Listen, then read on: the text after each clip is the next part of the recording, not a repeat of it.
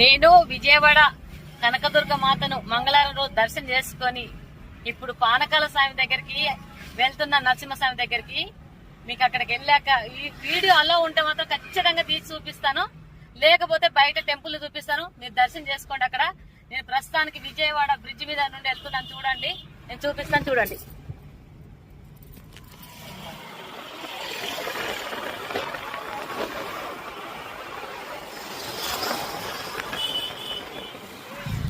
కనీసం నిలబడి ఫోటో దిగడానికి కూడా లేదు, బండ్లు పెట్టడానికి పార్కింగ్ లేదు కాబట్టి పోలీసు వాళ్ళు వచ్చి పట్టుకుంటారు. భయానికి స్ట్రేట్కి వెళ్ళిపోతున్నా. నో ఫోటో, ఓకేనా? Driving sorry. ఇప్పుడే వచ్చానండి మంగళగిరికి.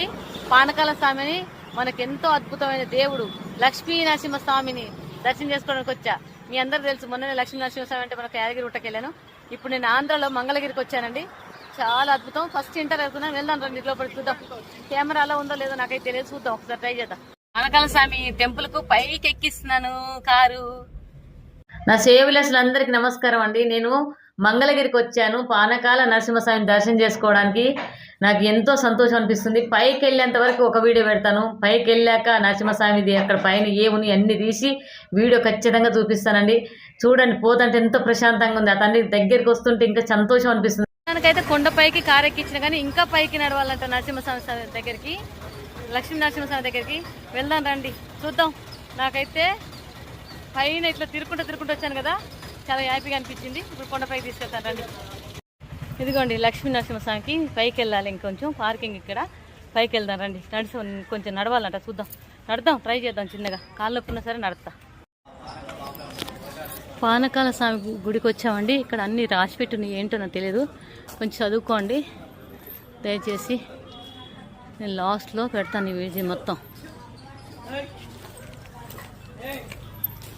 ఇదిగోండి పానకాల స్వామి గుడికి వెళ్తున్నాను నేను. ఇక గాజులు అంటే అమ్మవారికి పెడతారంట, ఆషాఢ మాసం కదా. ఇదిగో మనవరాలకి, ఇది మాకు వాళ్ళ మా అయ్యపురాలకి, చిన్ని అయ్యపురాలకి, మా కోడళ్ళకి ఇద్దరికి. అంటే అమ్మవారికి కొంచెం ఇప్పుడు ఆషాఢ మాసం కదా, పెట్టేసి తీసుకెళ్లి పిల్లలకి ఇస్తే చాలా మంచిది. నేను పెట్టుకోకపోయినా మా పిల్లలకి ఇస్తాను నేను. ఇదిగోండి పానకాల స్వామి గుడికి వెళ్తుంటే ఎంటర్ అవుతాం కదా, చూడండి చక్కగా ఉన్నాయి. ఇక్కడ ఏంటంటే అమ్మవారికి గాజులు, అయ్యగారికి వచ్చేసి తులసి మాల, పువ్వులు సమర్పించాలట. మళ్ళీ అవి మనకి ఇస్తే వాళ్ళు మనం మళ్ళీ మన పిల్లలకు కానీ మనకి ఎవరికన్నా ఇచ్చుకోవచ్చు. నాకు మా ఇంట్లో పిల్లలు నరుకోవడాలు ఉన్నారుగా, తీసుకొస్తున్నాను. చూడండి, చాలా చాలా బాగుంది. చూడండి, ఓకేనా?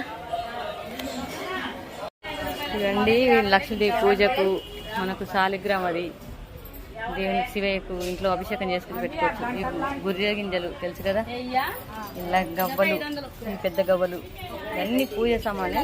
చూడండి ఎంత బాగుందో అసలు, చాలా చాలా బాగుంది.